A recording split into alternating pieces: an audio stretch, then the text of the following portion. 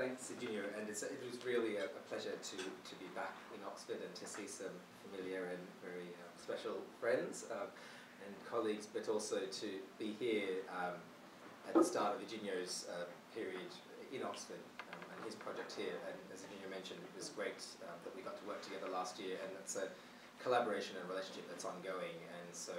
it's very exciting to start that off, start the new year off in that vein. What I'm going to do is really just introduce the project that inspires this panel and this roundtable,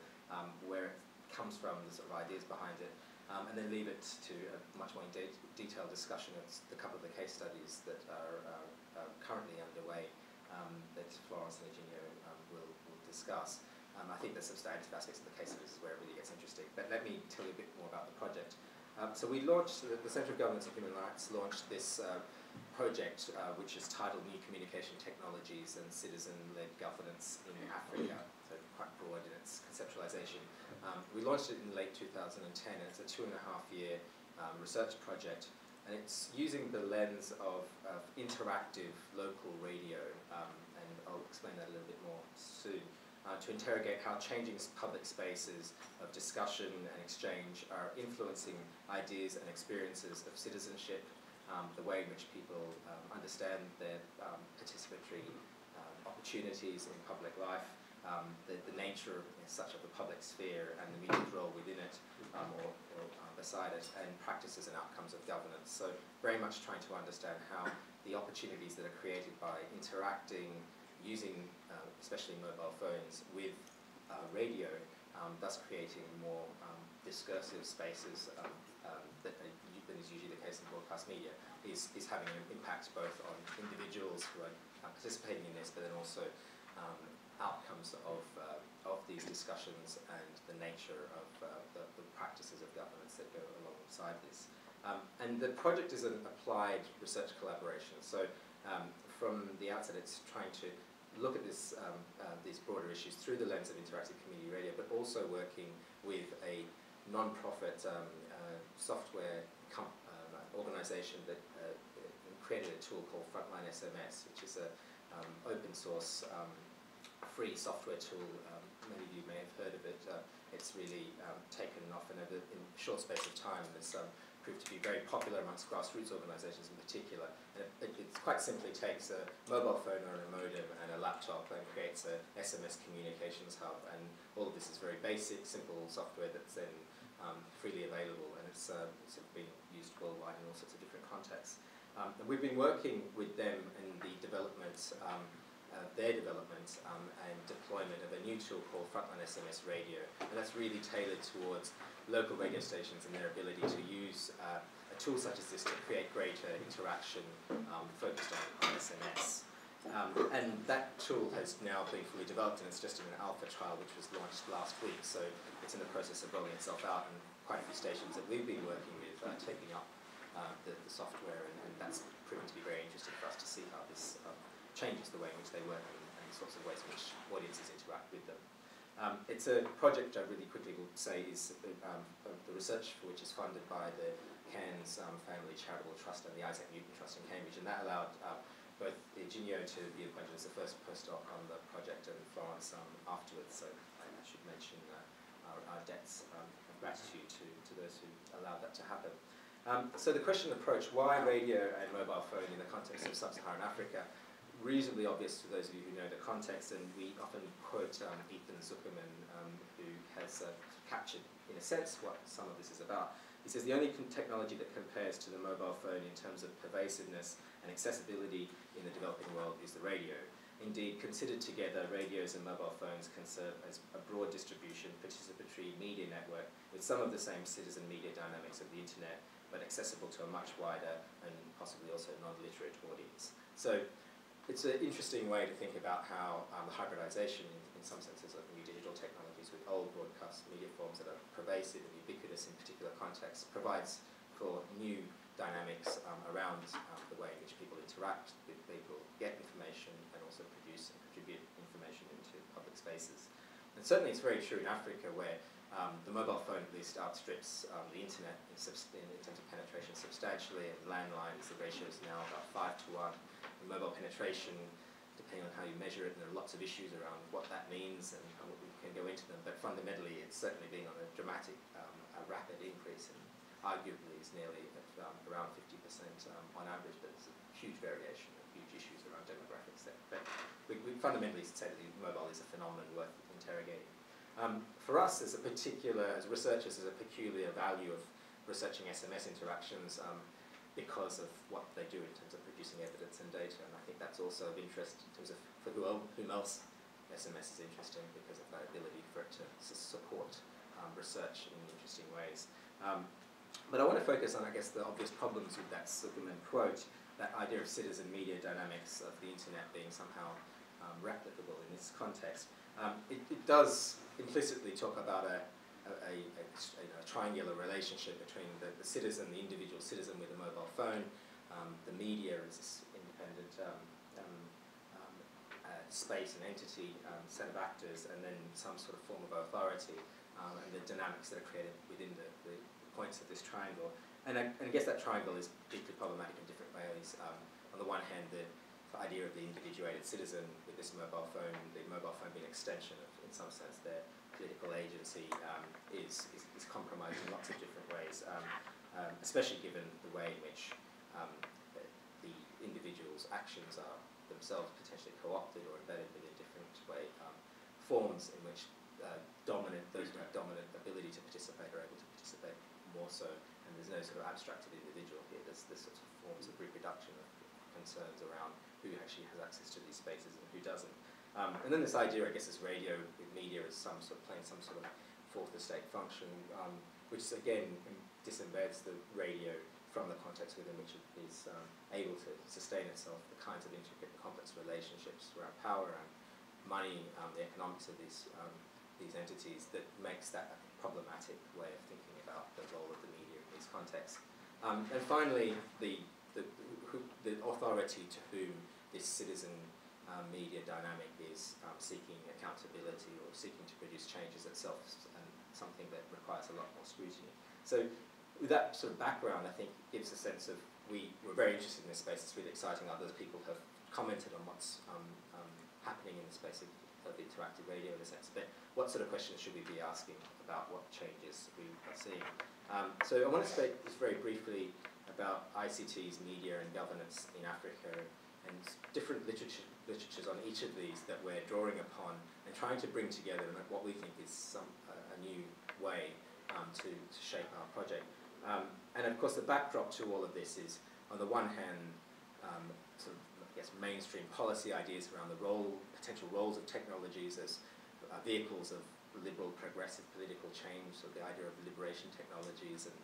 21st century statecraft, and all of these ways of thinking about the role potentially of ICTs in pursuing certain normative agendas. And we see that very much in the kinds of donor policies towards ICTs, the kinds of way they imagine change happening through technology. And then, of course, on the other hand, as Virginia mentioned, the Arab Spring, and that proved, in a sense, not to be, for those Africanists here, to invoke the liminal spirit of Taib Salah as-Sigrin, a season of migration to the south that did not occur in the context of the Arab Spring. Why, and I think questions can be asked about that. But with that background, first I would say something about ICTs. I think it's quite clear that I think the initial interest in the ICT for development space of the questions around the digital divide and top-down approaches, that's all sort of moved on quite considerably, and I think the techno-determinism that was implied in that is something that's well recognised, and certainly I think some of the best writing, much of which has come out of in writers here in Oxford, but looking at how that has actually played itself out in policy and programmatic ways, around telecentres or one laptop per child, and the kinds of ways in which they are problematic in certain respects. So the idea that ICTs are not, in a sense, just consensual objects with an agreed set of characteristics and possible effects, but they're nodes with tensions, potentialities which can be appropriated or resisted by different actors to pursue competing goals. They are, in the words of one scholar, like multi-purpose artifacts. So on the one hand, with expressions of socio-political power embedded in them, but on the other hand, they're also capable of being appropriated, adapted and moulded to achieve often unpredictable ends. So there's sort of tension around them, which we think is quite interesting. And that contextual application then and their adaptation matters in a sense, whether they are weapons of the weak or not, because we are really focusing on the way in which communities use ICTs in interacting in these public and political spaces. But I think that's been responded to. So within the ICT for D literature, you have this sort of move, the sort of participatory move, the Web 2.0 move, in a sense, of the ICT for D literature as well. And Richard Heates in 2009 talks about this in terms of ICT for D 2.0. He says less emphasis on what might be used, like the internet for PCs, and more emphasis on what is actually used, mobile phones, radio, television. Less emphasis on fundamental technical invention and more emphasis on local application and innovation. So all of these themes coming out, but being reappropriated by the mainstream of the ICT for D discourse as well. So still part of, I think, that way of understanding the role of technology, but bringing in the participatory turn in, I think, ways that we've seen in other domains. And so I think that the ICT literature has given us a chance to sort of think about the way in which we are approaching the mobile and radio, very much not with predetermined ideas of what this relationship should be. So I think questioning, in a sense, what Ethan Zuckerman suggests in that citizen media dynamic. The second set of literatures and questions that relate to African politics. So what are we trying to study? And again, the neat simplicity of the way in which African politics might be seen from, especially from the technologists out there who are looking at that, this is very much deeply questioned and interrogated in important ways by those who study more contextually and closely the nature of African politics in different contexts, and every context here is very different. But I think we can say, if we can generalize it, the complexity of the different sets of actors, formal and informal, that constitute what we might think of as relevant governance actors in a particular context in Africa is far different to what we would expect or idealize in a European or Western way. So formal state institutions which may themselves comprise individuals who derive and negotiate power via multiple other identities, compete also with traditional leaders, religious entities, non-governmental organizations, foreign ones, or and as much as local and other local actors who have a certain amount of power, all in a certain space are relevant to the way that we should think about this thing that is governance. So if we're thinking about how, in a sense, the citizen or the individual interacts using this space to have a voice and make a claim vis-a-vis a set of actors to whom they want to see held more accountable or see certain changes to occur, those sets of actors are very much more complex than is envisaged by a neat triangle around the media and formal state institutions. So I think we're bringing that literature, I think, in a bit to bear. And one of the strands of that has been work that's been going on from David Booth at the Overseas Development Institute. There's a program called African Power and Politics program with David Booth and Richard Crook and Jean-Pierre Olivier de Sardin and others. And they talk about the turn which we've seen a lot of African scholarship of African politics of looking to how things work, how things actually are, and going with the grain rather than sort of bringing in idealized Bavarian concepts of the way these institutions should work. And we think that offers some interesting ways of actually opening up a more contextual and close range analysis of where these sorts of ICT interactions fit into the governance practices that actually occur in a particular context. But there's also a danger, we think, with that, in a sense, taking a very empiricist and conservative and somewhat, in a sense, authoritarian view of the way things are and the way that, in their case, looking at this public service or public goods provision, these things need to be made more efficient, more effective. We work practically with hybrids around the nature of governance practices in a particular context to make them, improve them, to work towards particular, quite limited ends, in a sense, deeper politicizing these spaces just to make them more functional for very limited development ends. So there is this literature which does really useful work in, I think, getting us to not be blinkered by ideals of how technology, communication technologies and media should fit into better governance processes. It makes us look at really the way that governance works, what are the institutions, what are the processes. But at the same time, by doing that, tends to, when it's programmatic, just reinforce or consolidate existing structures. So we're also using that, I think, in productive ways to both question it, use it, and question it. I've probably spoken already for longer than I should on the background to the project, but I think the last turn in this is having, I think, tried to bring those literatures together in interesting ways,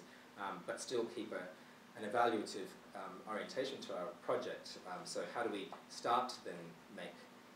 do our analysis in a way that helps us draw conclusions of an evaluative nature? We've turned in particular here to the human development and capability approach, work from Marchesen and Martin Nussbaum and others, partially because it marries that need to look at how things are made meaningful and relevant to people in the context in which they live, how they value them, how they choose to put value on, the ways in which communication matters to them. Try to get in under the skin, in a sense, of these processes, but it also seeks then from that to build up a sense of what these interactions and these uses of communication technologies are for, how they are seen to be aspirational in some respect, and then to measure their performance in a sense against that. When it comes to, in particular, thinking about political agency and political freedom, which is where our research focuses, with the capability approach usefully says, well, don't just look at the way in which these